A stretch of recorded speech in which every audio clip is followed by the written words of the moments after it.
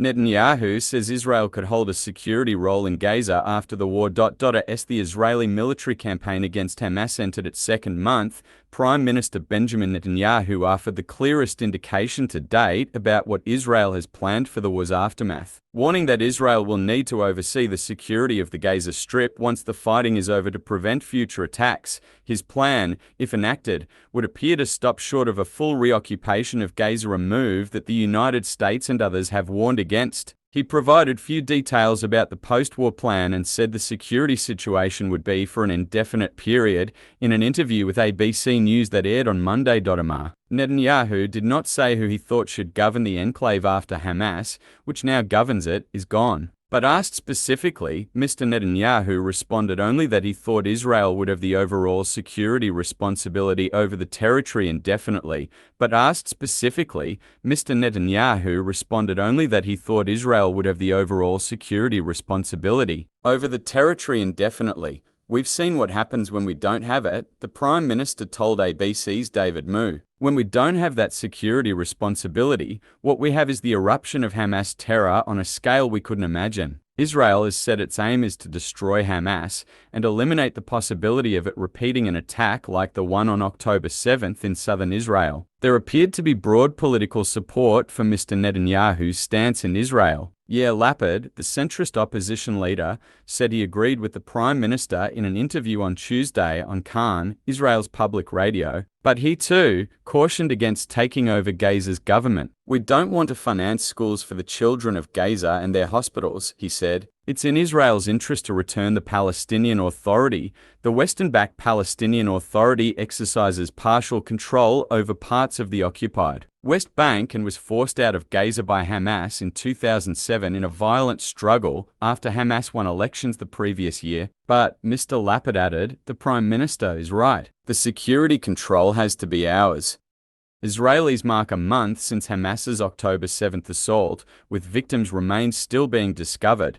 City halls and courts on Tuesday flew flags at half-staff. Workplaces, schools, and campuses stopped for a minute of silence. Cafes set up small shrines where people could light memorial candles. But a month after the attacks on Israel, in which hundreds of heavily armed Hamas assailants surged across the border from Gaza, Israel has yet to declare an official day or days of mourning for the roughly 1,400 people killed in the assault. In Judaism, the Shloshim, or the 30th day after a funeral, traditionally ends the formal mourning period for bereaved relatives, but with Israel now at war with Hamas in Gaza, hostages still being held in the enclave, and the painstaking identification process ongoing, Israelis instead commemorated the deadliest day in Israel's 75-year history in other ways. On Tuesday, the police issued updated figures, saying that 834 civilian victims had been identified so far, and that the remains of 736 had been transferred for burial. Israeli archaeologists are still sifting through the ashes of burned houses and incinerated cars in search of human remains and in hopes of accounting for some of the missing,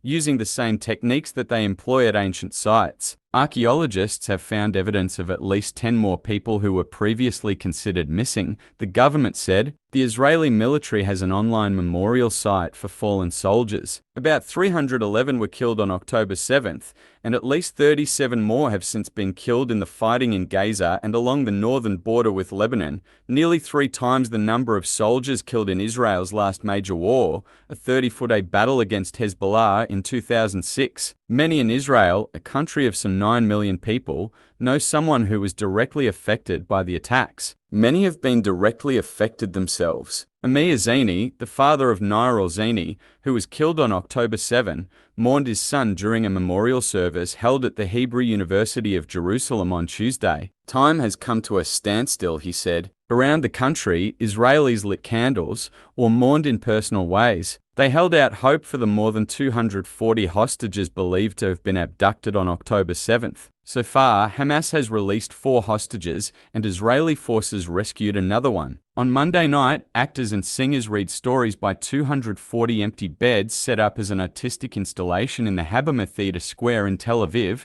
representing the hostages, who include infants, children, and grandparents. After nightfall on Tuesday, a group for families of those missing and held hostage planned a special ceremony and prayer vigil at the Western Wall, the Jewish holy site in Jerusalem. The hostages' families and supporters have set up a permanent vigil in another square in central Tel Aviv. David Goldstein, 73, whose son Nardif, 49, and granddaughter Yam, 20, were killed on October 7, held a poster at a recent rally with portraits of 4 of the hostages in Gaza, his daughter-in-law, Chen Goldstein Almog, 49, and 3 grandchildren, Agam, 17, Gal, 11, and Tal, 9. "I am very fearful," Mr. Goldstein said. "What they took away from us won't come back. What can be returned must be returned."